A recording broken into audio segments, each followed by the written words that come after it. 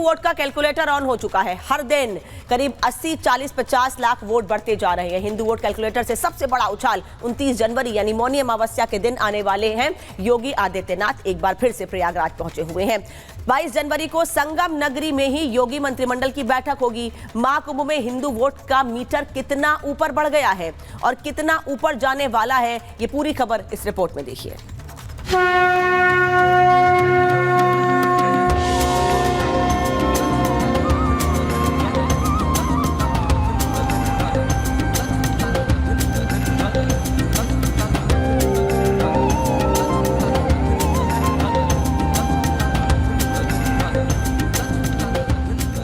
महाकुंभ में हर घंटे 9 लाख से ज्यादा लोग आस्था की डुबकी लगा रहे हैं। हर मिनट 15,000 से ज्यादा लोग पुण्य कमाने त्रिवेणी के संगम में उतर रहे हैं। हर सेकंड 250 से ज्यादा साधु भक्त संगम में स्नान कर रहे हैं। महाकुंभ में अब तक 8 करोड़ भक्त आस्था की डुबकी लगा चुके हैं। महाकुंभ से पहले 11 जनवरी को 45 लाख और 12 जनवरी को 65 लाख लोगों ने आस्था की डुबकी लगाई है।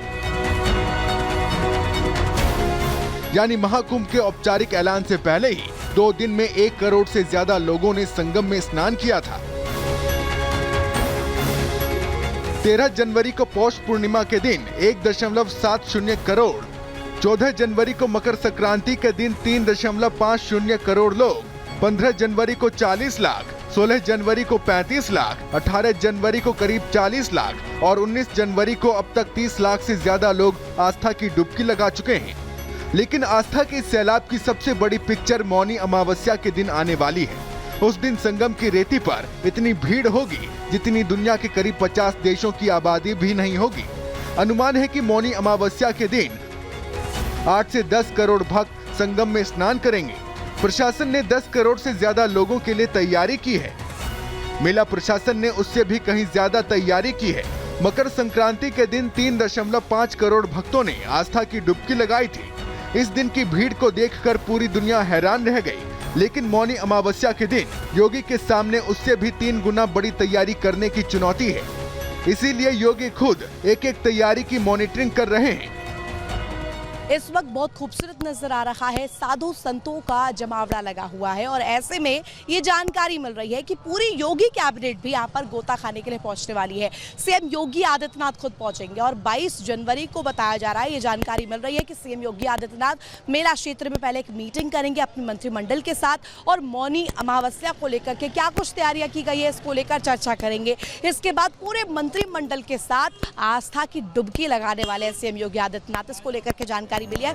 अनुमान के मुताबिक महाकुंभ में हर दिन 25 से 30 लाख भक्त भोजन प्रसाद प्राप्त कर रहे हैं। अमृत स्नान के दिनों में ये संख्या 1 करोड़ के पार पहुंच रही है। न्यूयॉर्क की आबादी 82 लाख, सिडनी की आबादी 50 लाख, पेरिस की आबादी 21 लाख, लंदन की आबादी 88 लाख, हांगकांग की आबादी 75 लाख। अमृत स्नान के दिन दुनिया के इन बड़े शहरों की आबादी महाकुंभ में भरपेट भोजन कर सकती है।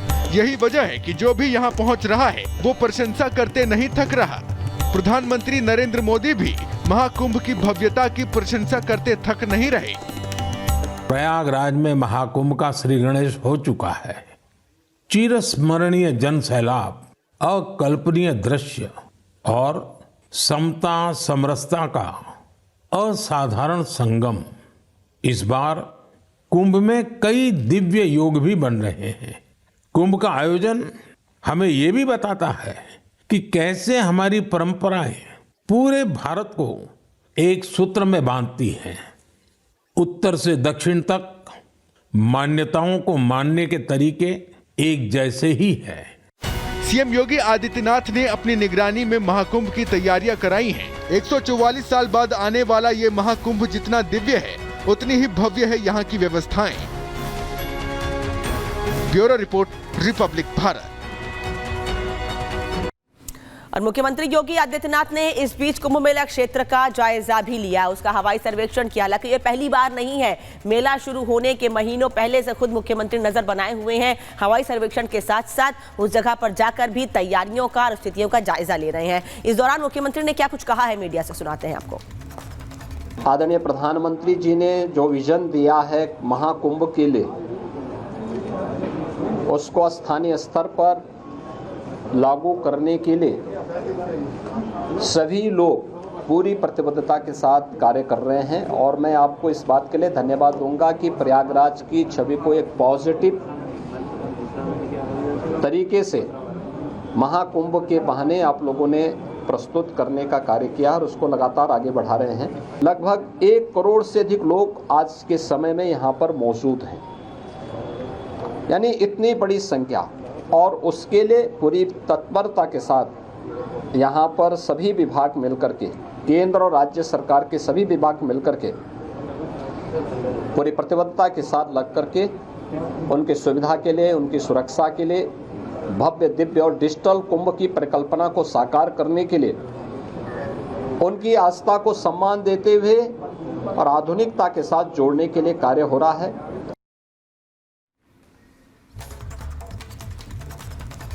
तो मुख्यमंत्री ने तैयारियों को देखने के बाद साफ कहा कि 29 जनवरी को जितनी बड़ी संख्या में श्रद्धालु यहां आने वाले हैं, उससे बड़े पैमाने पर तैयारियां की गई हैं। किसी को घबराने की जरूरत नहीं है, कहीं कोई कमी, किसी को कोई दिक्कत नहीं होगी।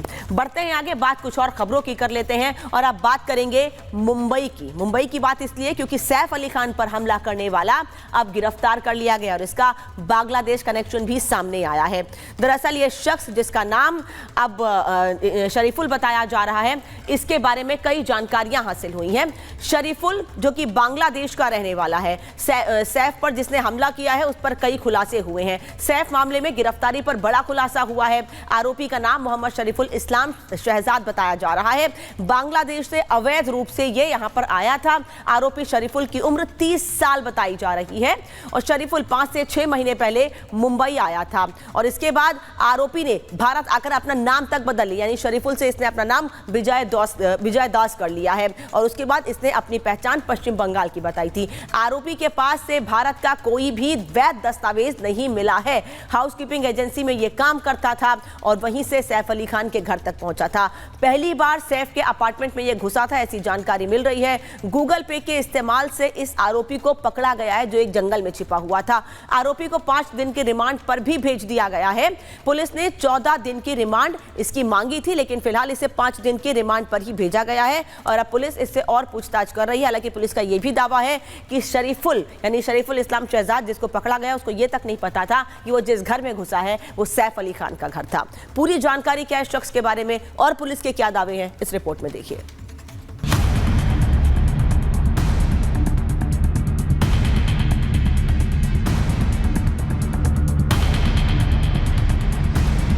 आरोपी का नाम मोहम्मद शरीफुल इस्लाम शहजाद है। पुलिस ने पुलिस कस्टडी मांगी है। बॉलीवुड एक्टर सैफ अली खान पर जानलेवा हमला करने वाला आरोपी मुंबई से सटे थाने से गिरफ्तार कर लिया गया। पुलिस के मुताबिक आरोपी शहजाद जिस वक्त पुलिस के हत्थे चढ़ा वो ठाणे की हीरानंदानी स्टेट के करीब बने लेबर कैंप के पास एक झाड़ियों में छिपा था। पुलिस की माने तो आरोपी ने पूछताछ में ये कबूल कर लिया है कि उसी ने एक्टर सैफ अली खान पर हमला किया था। आरोपी के मुताबिक उसे इस बात का कोई अंदाजा नहीं था कि जिस घर को वो निशाना बनाने जा रहा है वो बॉलीवुड के मशहूर एक्टर सैफ अली खान का घर है। एक आरोपी को उसमें अरेस्ट किया गया है। उस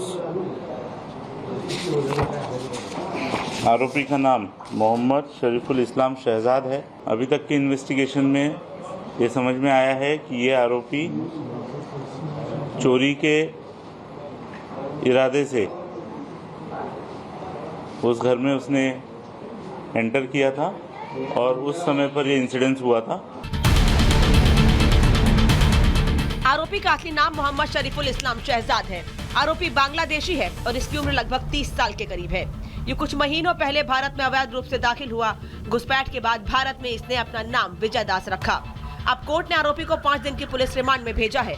पुलिस ने पुलिस कस्टडी मांगी है और जो भी ग्राउंड्स दिए हैं पुलिस ने वो सफिशिएंट नहीं है। हमने ये डिफेंस किया कि जो पुलिस ने लिखा है, जो कि ग्राउंड्स दिए कि इसके लिए इसकी पुलिस कस्टडी चाहिए। फर्स्ट ऑफ ऑल हमने डिफेंस किया कि उसके पास में कोई भी रिकवरी नहीं है, क्योंकि रिकवरी होता तो उसमें हमको पुलिस कस्टडी देना ज़्यादा सफिशिएंट होता है। शुरुआती जांच में यह पता चला है कि घुसपैठिया मोहम्मद शरीफुल शहजाद 5 से 6 महीने पहले ही मुंबई आया था और यहां आकर उसने मुंबई में एक हाउसकीपिंग एजेंसी में नौकरी ज्वाइन कर ली। हालांकि उसने किन कागजातों के जरिए हाउसकीपिंग कंपनी में नौकरी हासिल की ये भी पुलिस की जांच का हिस्सा है। लेकिन घटना को लेकर आरोपी ने कबूल किया है वो सैफ के घर में चोरी के इरादे से घुसा था, मगर जब घर के अंदर उसे विरोध का सामना करना पड़ा तो उसने एक्टर पर चाकू के कई वार कर दिए। एज 30 इयर्स, प्राइमा फेसी ऐसा लगता है कि ये जो एक्यूज है ये बांग्लादेशी है और इंडिया में एंटर करने के इलीगली एंटर करने के बाद इस एक्यूज ने इसका नाम चेंज किया है, वो एक रीज़न हो सकता है। पिछले 5-6 महीने पहले मुंबई आया है ऐसा पता चला है। कुछ दिन ये मुंबई में रहा, बाद में मुंबई की विसिनिटी के कुछ टाउन्स में रहा और 15 दिन पहले फिर मुंबई आया है ऐसा इन्वेस्टिगेशन में पता चला है। वहीं हाई प्रोफाइल केस में मोहम्मद शहजाद की गिरफ्तारी से पहले पुलिस ने एक और संदिग्ध को छत्तीसगढ़ के दुर्ग से गिरफ्तार किया है। जानकारी के मुताबिक आरोपी ने अपना नाम आकाश कन्नौजिया बताया है। पुलिस के मुताबिक आरोपी ट्रेन के जरिए कोलकाता भागने की फिराक में था। हालांकि इस केस में उसका क्या रोल था, इस बारे में पुलिस ने फिलहाल कोई जानकारी साझा नहीं की है। लेकिन महज 24 घंटे के अंदर इस केस में 2 आरोपियों की गिरफ्तारी के बाद बॉलीवुड से जुड़े लोग राहत की सांस ले रहे हैं। बहरहाल बांग्लादेश से आकर मुंबई को दहलाने वाले इस आरोपी की गिरफ्तारी के बाद मुंबई कर फिलहाल जरूर पुलिस की पीठ थपथपा रहे हैं, लेकिन साथ ही लोग ये भी पूछ रहे हैं कि आखिर मुंबई में और कितने ऐसे बांग्लादेशी घुसपैठी छिपे बैठे हैं।